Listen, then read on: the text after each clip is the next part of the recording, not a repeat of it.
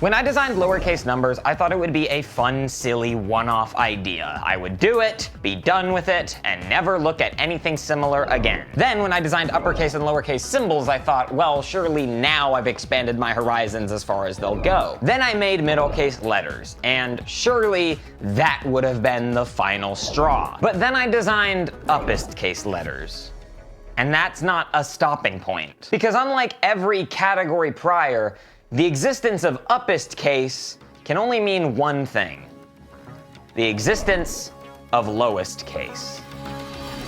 And I don't have anything funny to say. Can we just cut to the intro?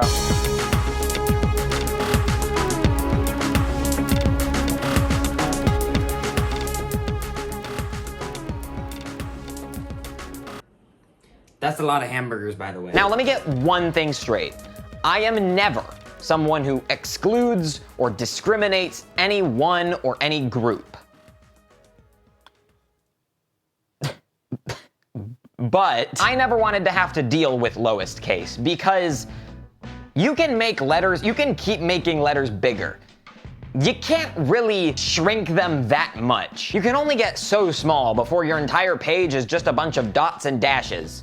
And I'm not trying to write in Morse code. And you can also only get so small before letters start looking identical. So keeping them original and unique is very not easy. But I tried my best. That's all to say that I'm just not the biggest fan of some of these. Don't get me wrong, some of these are really cool.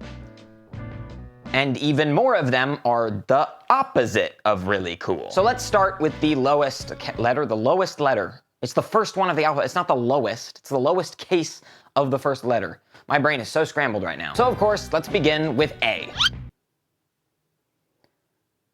Am I really that much of a weakling that I can't pull the lid off this thing? I tried to pull it and it just slipped out of my hand. Maybe I should start working out. With A, I don't even think I need to worry about my uppest and middle case designs, because I don't know how I'm gonna shrink this at all. As much as I'd hate to say that I had a ton of designs and I just hated all of them, I'd prefer to say that than to what the reality of the situation is. And the reality of the situation is that I just didn't have any designs. So as a last resort, but also somewhat satisfying conclusion, I cut A in half. Yep, I took off A's legs, and lowest case A is just a triangle. I think it was in the uppercase symbols video where I expressed that I wouldn't want to just have shapes in the alphabet. But with A, I'm willing to make an exception because we already have a shape right there. And I think I'm more willing to accept this than just like a box or something. Like a square would really bother me. Also, what the hell am I talking about? O is just a circle, so I don't even know I don't even know my own alphabet. And also, not that we would ever worry about what Greek letters look like, but the Greek letter delta is just a triangle.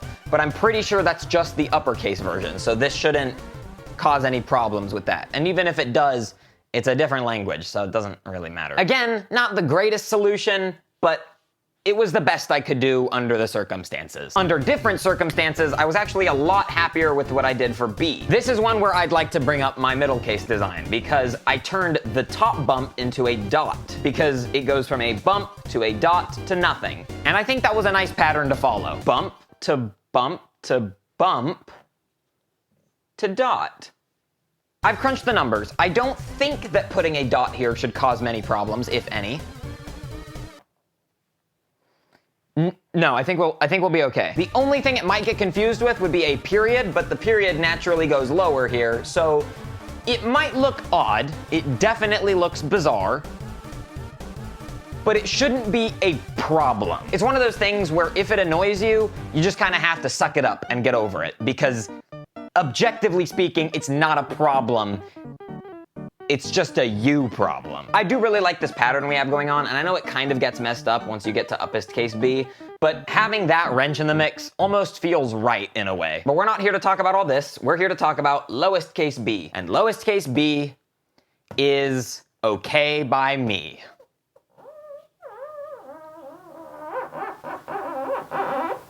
I like to believe that anything is possible. I like to believe that if you believe in yourself enough, you can do whatever you want. As long as you put your mind to it, nothing is impossible. That being said, designing a lowest case C is impossible, especially when we take into consideration uppestcase and middlecase C. Because as you hopefully know, some uppercase and lowercase letters do not look anything alike.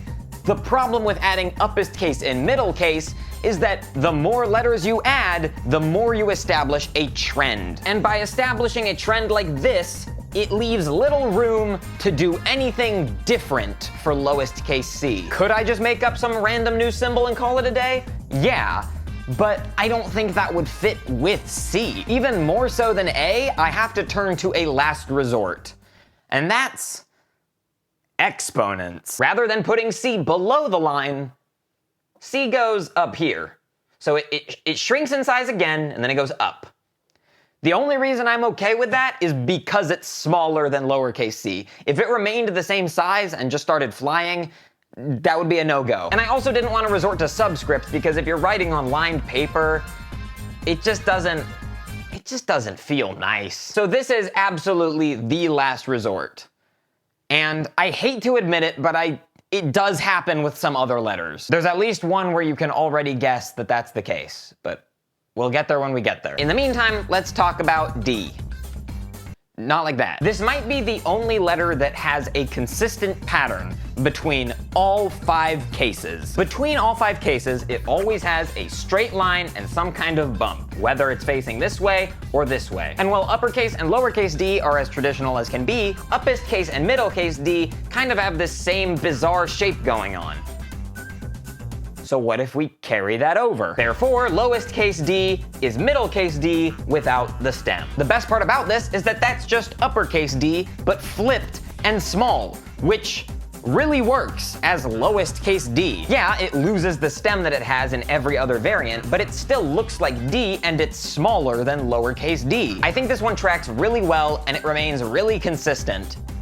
And it might be the only one. Never thought it would be this letter, of all things, but kudos to D. It's well deserved. Deserved, which starts with a D. When all the dust has settled, dust also starts with a D. I think I might be willing to say that this is my favorite letter in terms of the design consistency. Eek. E is a disaster waiting to happen. My biggest issue with E is that every case for it, save for uppercase, has some kind of curvature going on. And so the fact that uppercase E just kind of randomly locks in and straightens up compared to all the other ones, it just didn't sit right with me. So I knew that whatever I did for lowest case E would have to be somewhat sharp, otherwise it would bother me. I also kind of wanted it to follow a natural form, and what I mean by that is there's kind of established rules as to how you draw letters, and doing anything outside of those feels really weird. Like for example, I forget what it's called, but there's a letter in another language that looks like this, and it might look cool, but no part of this follows conventional English letter design. So as fun as it would be to kind of dive into just doing whatever I feel like for a letter, I want to make it feel traditional. That's been my goal with this entire series, to make things that feel in line with the rest of our writing system. And E pushed that idea to its limit. At this point in time, I've seen more lowest case designs in my Discord server than I'd ever be willing to admit, and so many people did something like this for E. But that just doesn't feel natural. I'd be willing to make the argument that this feels like a hyphen, but the difference is that a hyphen would be here, because if this is lowest case E, it would be next to capital letter. It just doesn't work. But I really gave it my all. And combining that prospect with the one to make E sharp again, I came up with this. Let me explain. There are 3 things going on here that I think perfectly justify this as lowest case E. The first and most obvious is that this is the bottom half of uppercase E. You cut out this bottom piece and you get this shape. To build onto that, if we take lowercase e and we squareify it, if we make it like a blocky letter, we would end up with something like this, which also has that shape in it. And then lastly, you take a circle like we do in so many other letters and turn it into a dot. I like that. I think the combination of this, this, and this turning into a dot all works out to make this a suitable lowest case E. You might not like it, but deep down, you know I'm right. Please, I need this. Now I could sit here all day and come up with some ingenious creative design for lowest case F, or I could just give you the short and straight of it and say that I just put lowercase f below the line. And I think if it ain't broke, don't fix it. It's simple, it looks fine, and it feels pretty nice, honestly. So let's just move on. With G, I ran into a similar issue that I did with E. Every iteration of G has this tail, except for uppercase G.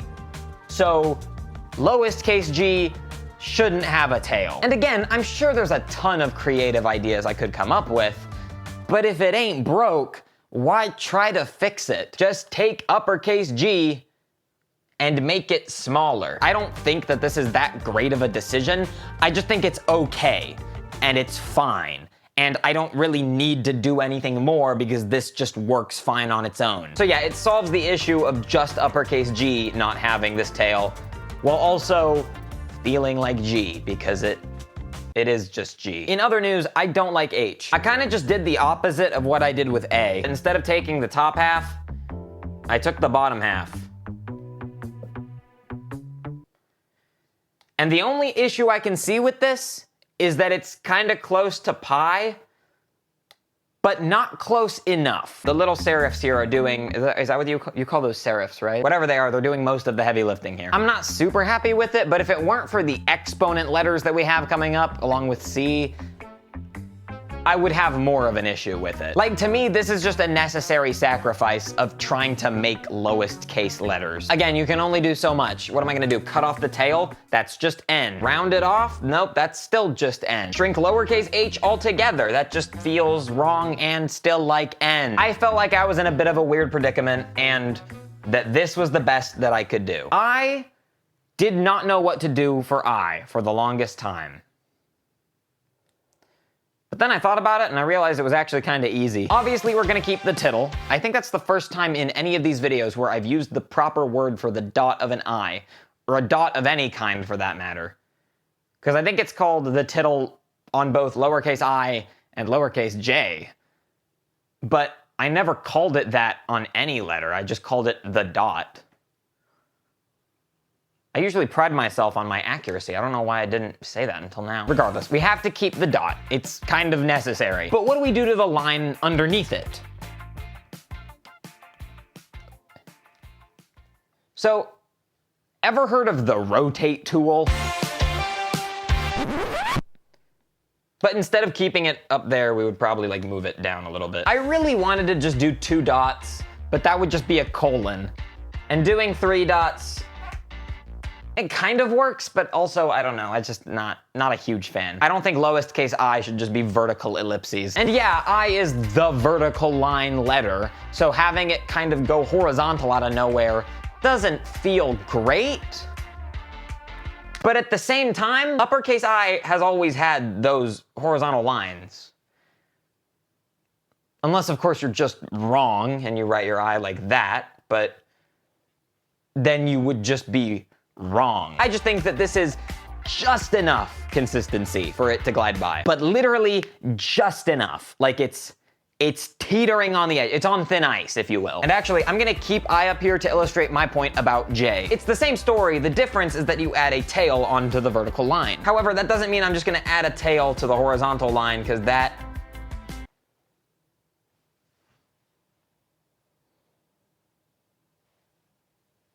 you know?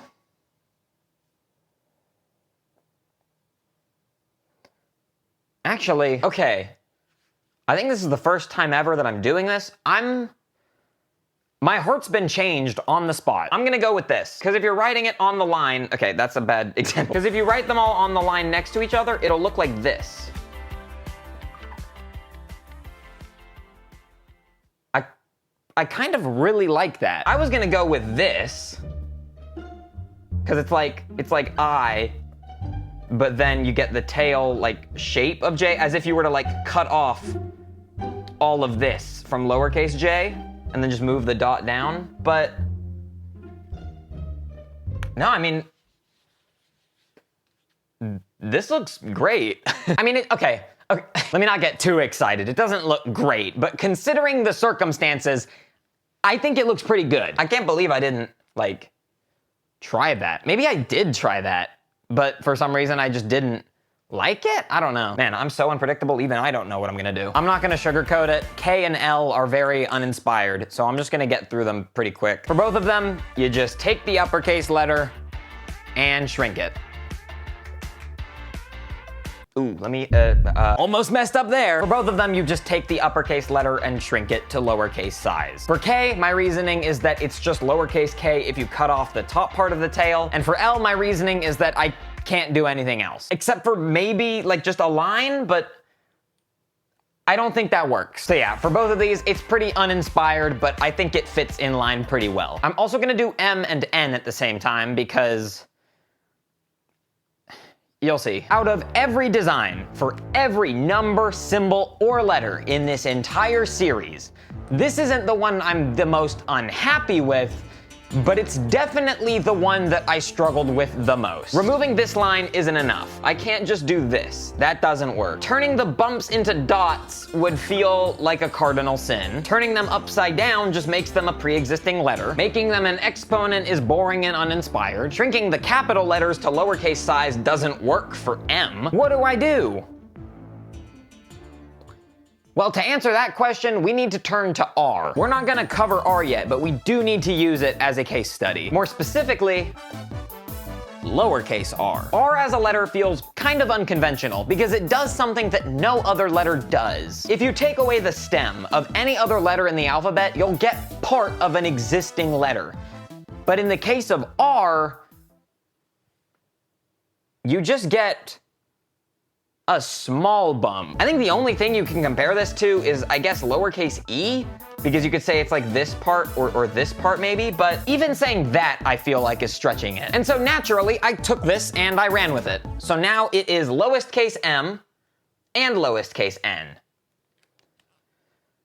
I guess I didn't technically struggle with these the most because I did come up with this and this relatively early into the design process. The difference is that I just didn't want to commit to this for the longest time. And so I guess that's where the struggle came from. Because until I saw this analogy, it just felt super unconventional to me. However, once I saw that analogy, I'm actually pretty okay with it. If you're not happy with that, and you have a better design, then that's awesome, man. I'm so glad you have your life together. Oh, God, I still hate middle case O to this day. If we ignore middle case O, if we just pretend it's not there, then there's kind of an obvious solution here. As much as I'd love to just turn O into a dot, that would get really confusing with both the period and the multiplication symbol that's just a dot. So we can't do that. What we can do is cut this out and just make lowest case O a smiley face. Because uppest case O is a smiley face, but it has a circle around it. And it's bigger than this one. So lowest case O is just the smiley face. I'm relatively happy with that, but I think that's because I'm okay with the idea of putting a smiley face in the alphabet. A lot of people took issue with that. And so I know you guys are not gonna like this at all. And to that I say, sorry that your life is so devoid of joy that a smiley face upsets you. Hope things get better for you. Considering everything we've discussed so far, P should be relatively obvious, but I'm still gonna show you just in case. So, like, what if we took the bump and turned it into a dot? Q raises quite a few questions, but I think I have the answers to all of them. I hope I have the answers to all of them. Some of you might be wanting to say, well, so far B and P have both turned bumps into dots. So surely with Q, we would just do the same thing. But I don't think we should. The big reason, and also the reason that I didn't kind of do the same thing with D and with A and whatnot, is because I think presenting this system with dots that can be on two sides of the letters, i.e. like that would not look fun to write. I don't think we would ever have a situation where P and Q would be next to each other or B and Q would be next to each other, especially in lowest case. but I just don't want to risk it. Language changes all the damn time, and I don't want to set up a system that could risk this happening in the future. So to steer clear of that, I have a rule that I've established. And that rule is that if a bump turns into a dot, it either needs to be like isolated by itself, or it needs to be to the right side of whatever stem is incorporated in that letter. So with Q, instead of doing a dot, we just wouldn't. So that's lowest case Q. And don't worry, I hear ya. Pixel, what if I write my Q without the weird tail thing at the bottom? And first of all, I think that's less cool, objectively, than this. Like, what do you mean you just want your letters to have less swag? But also, I think it's fine if we just keep the tail on lowest case, because this, in my opinion, this still feels like less than this. So I think it's fine. I think regardless of how you write your lowercase q, this works as lowest case q. You know what we haven't done yet for any of the letters? Turn them upside down. And I think that would be really funny.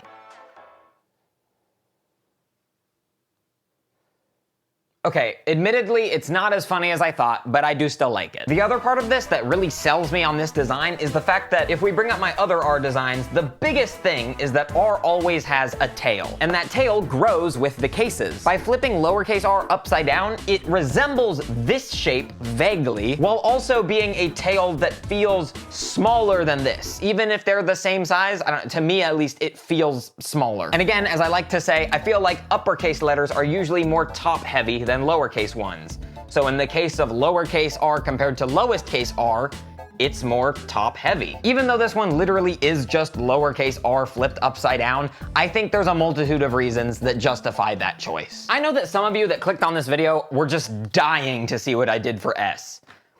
And I hate to disappoint you, but also famously, I don't like designing things for S. Like middlecase S still pisses me off so much to this day, but I still do not have any other ideas that I feel like would keep in line with S. And so for lowest case S, we're just doing the exponent thing again. It's that boring and uninspired, I'm sorry. Although to be fair, it's not like this wasn't boring or uninspired either.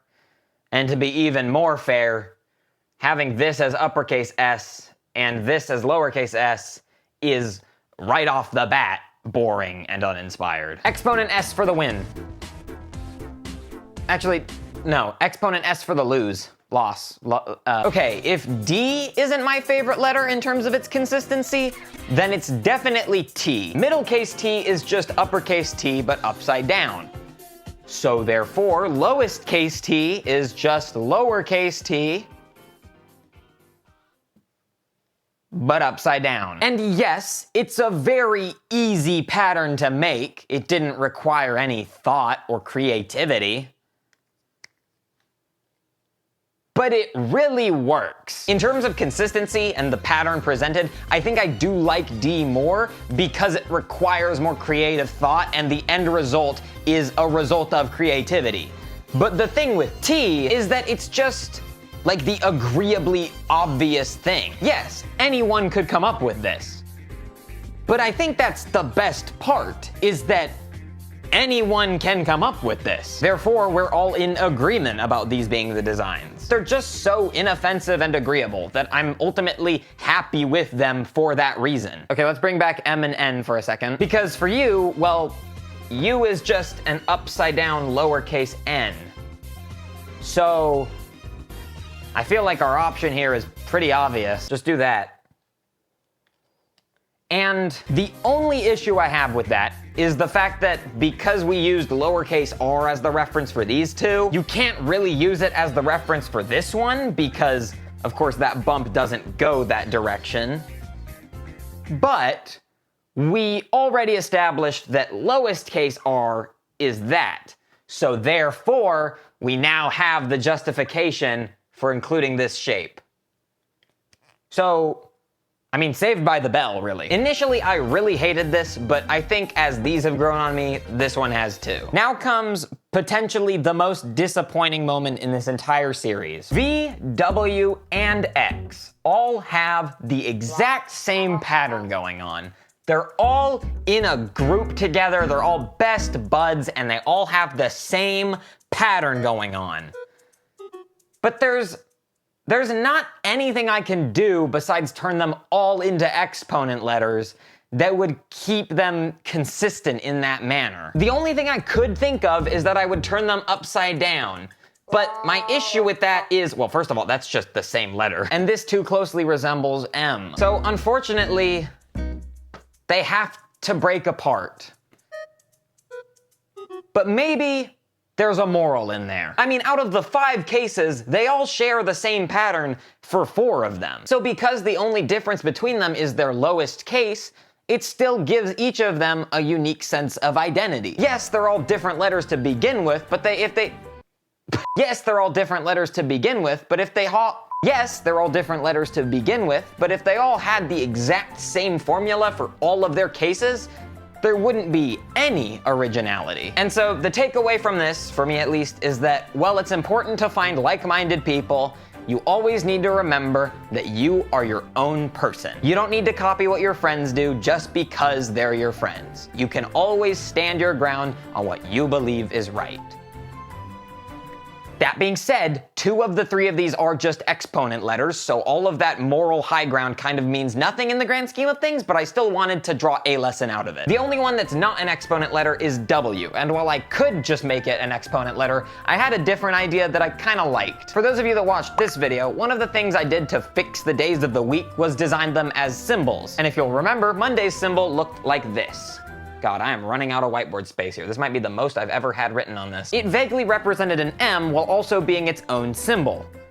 And what happens to M if you turn it upside down? It turns into W. So that's lowest case W. It feels smaller than W because it shrinks in width, but it still retains the general form of W. And I like this too much as lowest case W to keep all 3 of these consistent through and through. Why? Both the letter and the question. If T and D are my favorite letters in terms of how consistent they are, then Y is my least favorite letter in terms of how consistent it is, because it's so inconsistent. I mean, kind of. It still always has a stem and the V shape, but at the same time, this line comes out of nowhere and like, it can't decide if it wants to leave or stay. So I don't really know what's going on. And so because I don't really know what's going on, I decided to design lowest case Y with the idea that I don't really know what's going on. It's just uppercase Y, but turned upside down and shrunk to fit in the same like size gap as lowercase e. And it doesn't really resemble Y other than the fact that it's upside down. It doesn't really look like Y, but we gotta have inconsistency in here somewhere. This whole video was me trying to keep things as consistent and patternized. That's not a word. Patronized? That's not. This whole video was me trying to keep things as consistent and organized as possible. And by this point, I had A, given up on that, and B, realized that we need a little bit of inconsistency in here because it's the alphabet. This is the same language system that has these 2 as the same letter. So I feel like this only made sense. And then lastly, of course, we have Z. To me, kind of follows this pattern of looking like a lightning bolt. I felt like it was only fitting to remove the top line for lowest case Z, but that feels too much like L. In fact, that is just lowest case L. So what do we do to make it feel like Z? Well, I just said, they all feel like lightning bolts, but none of them are actually just a lightning bolt. Until today. Yeah, that's lowest case Z. And I think it actually works because it's the same kind of line that's here on uppestcase Z, so there's consistency and a pattern going on here. I don't know, yeah, I like it. I feel like there's not really much that I need to say about this one. It's kind of self-explanatory. And so to wrap up everything in a neat little bow, what's the use case for these? Out of uppestcase, middlecase, and lowest case letters, lowest case letters are easily the ones that I've struggled with the most, not only in terms of designing them, but also in terms of coming up with where you'd use them. Like, where would you use a letter case that's less than lowercase. Lowercase is already everything. Why would you ever need to use a letter case that's less than that? And so I do have an idea, but I'm not like ecstatic about it. So if you have any better ideas, please comment them down below. I will gladly take suggestions on this one. My use case for lowest case letters is that you would use them as the last letter in a word that precedes a comma. So like, let me give you an example. If I'm writing out species of birds and I need to use commas to separate them, it would look something like this. Naturally, you'd write out everything on your list and then separate it with commas. But if I were to rewrite this using lowest case, it would look something like this. Is this a bad idea? Maybe, but it's the best I have right now, and I think it would be used the most out of anything I could come up with. So to wrap this up using all 5 letter cases, I'm gonna write, thank you so much for watching, clicking subscribe, and smashing the like button. I've been Lucas, aka Pixel, and I hope you have a great day. Goodbye!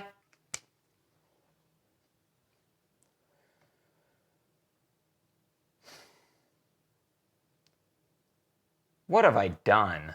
What am I doing, man?